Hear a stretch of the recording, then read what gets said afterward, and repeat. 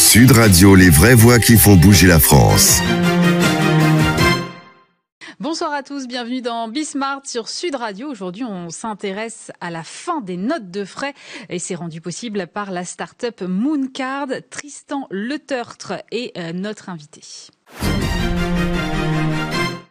Et je suis maintenant avec Tristan Letertre. Bonjour. Bonjour. Vous êtes le PDG de Mooncard. Alors, vous êtes une start-up spécialisée dans les cartes de paiement qui sont dédiées aux frais professionnels. Vous venez de signer un accord avec Air France. On va y revenir dans quelques instants. Mais d'abord, je voudrais bien comprendre ce que vous faites. Parce que quand vous êtes lancé il y a 4 ans, l'idée, c'était de mettre fin aux notes de frais. Où est-ce que vous en êtes aujourd'hui ? Alors, effectivement, vous avez encore en 2021 des gens, des salariés, 2,5 millions exactement d'ailleurs, qui font des frais pour leur entreprise. Donc, c'est quoi ? C'est je paye avec ma carte personnelle. Je remplis un tableur à la main, dans certains cas, j'aggrave des justificatifs. Enfin, voilà, on a trouvé ça absurde. Et donc, on a créé cette carte de paiement qui permet aux collaborateurs de payer pour son entreprise et que tout soit automatisé, tout rempli par magie pour le collaborateur. Et puis, derrière, que la comptabilité de l'entreprise soit aussi automatisée.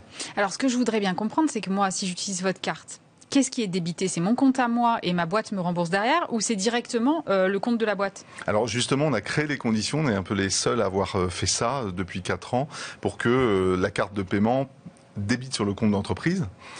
Avec énormément de sécurité, hein, donc c'est ultra sécurisé pour que justement le collaborateur puisse avoir des plafonds. S'il n'a pas le droit de retirer de l'argent, ce qui est le cas dans la plupart des entreprises, oui, il ne puisse pas le faire. S'il n'a pas le droit de payer dans une station-service ou dans un magasin de bricolage, eh bien on permet de faire ça. Donc on a développé une technologie assez pointue évidemment, qui permet d'avoir plein de critères et l'entreprise n'a plus peur de donner une carte de paiement à ses collaborateurs.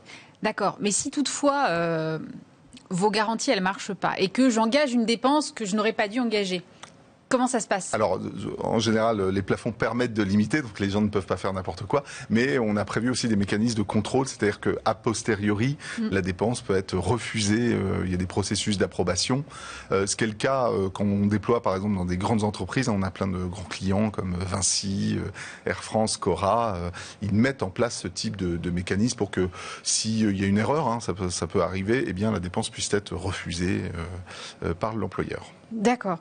Alors, vous avez signé aujourd'hui un accord sur la digitalisation, cet été, un accord sur la digitalisation des frais de déplacement professionnel pour les services de l'État. C'est ça. Alors là, j'imagine que le chantier est immense. Vous êtes une start-up, c'est pas trop compliqué de convertir tout le monde au digital ?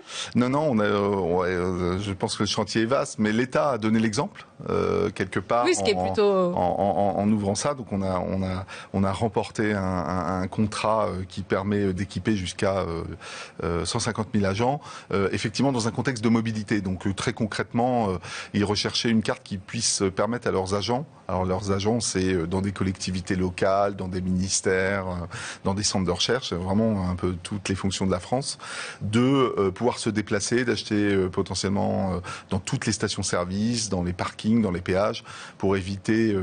on s'attaque à un monde qui est un petit peu poussiéreux dans les cartes de paiement et justement avec des choses très verticales, des réseaux, notamment des réseaux de carburant. Voilà. Et donc, ça fait partie de nos missions de libérer un peu les fonctionnaires, au même titre que les salariés, de leur permettre d'avoir un peu plus de liberté et de contrôle aussi dans leurs dépenses. Alors, je le disais, vous avez signé aussi un accord avec Air France, donc pour aller tailler des croupières, la American Express, alors c'est pas un petit du secteur, en permettant à vos utilisateurs de cumuler des miles. Qu'est-ce que ça change concrètement ? D'abord pour vous, un accord de cette ampleur-là et ensuite pour vos utilisateurs? Oui, on est évidemment très fiers d'avoir ce partenariat avec Flying Blue, donc qui est le programme de fidélité d'Air France KLM. L'idée depuis le début avec cette carte, c'est effectivement d'enlever tous les irritants du quotidien, un peu la charge mentale liée à l'administratif, notamment des frais et des achats. Et là, on a voulu vraiment aller un cran plus loin en se disant est-ce qu'on peut pas donner des avantages et d'aller dans le sujet des miles, qu'on n'a pas inventé, mais qui était un peu on va dire une chasse gardée, et de dire on veut que sur tous ces paiements-là, si l'entreprise le souhaite bien sûr, permettre aux collaborateurs, concrètement, il paye 1 euro, il a un miles, et à la fin de l'année, il peut se payer avec sa famille un aller-retour à Barcelone parce qu'il a engagé un certain nombre de frais pour son entreprise. Donc d'avoir un impact très concret pour la vie personnelle du collaborateur grâce à ces programmes de fidélité.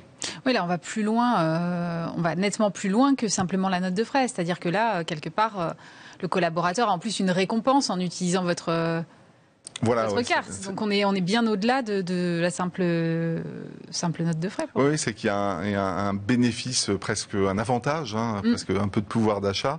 Parce que nous, ce qu'on a vu aussi dans l'usage de la carte, c'est que c'est beaucoup de notes de frais. Alors ça a un peu baissé pendant le Covid, parce que étonnamment les gens se déplaçaient un peu moins. Ouais. Mais on a aussi énormément d'achats de l'entreprise non stratégique ou parfois stratégique. Alors c'est quoi concrètement? C'est les ordinateurs, c'est des services, des abonnements sur Internet, des pubs. Enfin tout ça nécessite une carte de paiement et permet quelque part aussi d'accumuler des miles grâce à ce programme. D'accord. Et alors, moi, j'ai trouvé ça quand même un peu paradoxal. Vous parliez du Covid. Donc, du coup, vous lancez ça à un moment où, quand même, il y a très peu de gens qui voyagent, pour le dire comme ça, de façon simple. Donc, pourquoi maintenant? Alors, la première réponse, c'est peut-être notre côté provocateur. C'est pas que ça. Ce serait un peu facile. Un peu, voilà. Non, justement, ça a été un vrai débat de savoir quel était, je dirais, le bon moment pour que les employés, nos clients en bénéficient. Et justement, alors en échangeant beaucoup avec nos entreprises clientes, on a vu qu'elles se projetaient beaucoup, les salariés, dans l'après-confinement, tout le monde en a un petit peu marre. Et on se dit, au moment où les gens seront un peu épris de liberté et auront envie de reprendre leur souffle, à ce moment-là, c'est bien qu'ils aient justement la possibilité de voyager. Alors en avion ou en prenant des hôtels ou en se déplaçant. Et donc, il faut avoir accumulé des miles pour ça. Et si on avait annoncé ça à un moment donné où tout le monde se déconfine, les gens n'auraient pas eu de miles. Donc c'est la raison pour laquelle on s'est dit, on va anticiper de quelques mois pour que les gens se projettent un peu dans le futur. Et vous pensez que dans quelques mois, ce sera bon ? Parce qu'on ne sait pas vraiment ni quand les voyages professionnels vont reprendre, ni d'ailleurs les voyages de loisirs. On a quand même un peu de mal à se projeter en ce moment, c'est le moins qu'on puisse dire. Alors moi personnellement, je suis un spécialiste des paiements, des frais et des solutions d'entreprise, donc je n'ai pas d'avis à émettre sur les confinements et les choses comme ça. Je crois qu'il y a eu une étude d'Air France, qui est notre partenaire, enfin la directrice générale d'Air France, qui s'est exprimée il y a quelques jours d'ailleurs, et qui a dit, je crois, 60% des voyageurs d'affaires imaginent qu'ils vont reprendre leur déplacement régulier dans les 6 mois. Alors moi, j'ai pas d'avis par rapport à ce. Non, mais c'est intéressant en revanche, effectivement. Mais nous, on le vit au quotidien. C'est-à-dire on parle beaucoup aux directeurs financiers, aux dirigeants d'entreprises, d'entreprises, on va dire entre 5-10 collaborateurs et plusieurs milliers ou plusieurs dizaines de milliers. Et on voit une vraie énergie où les gens se disent non mais c'est bon. Alors est-ce que c'est lié au vaccin qui arrive?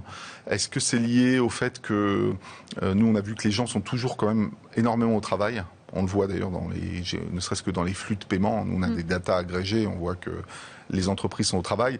Donc peut-être qu'il y a quand même dans le monde B2B, un état d'esprit assez positif en se disant c'est bon, on est résilient et puis le monde va reprendre sa marche.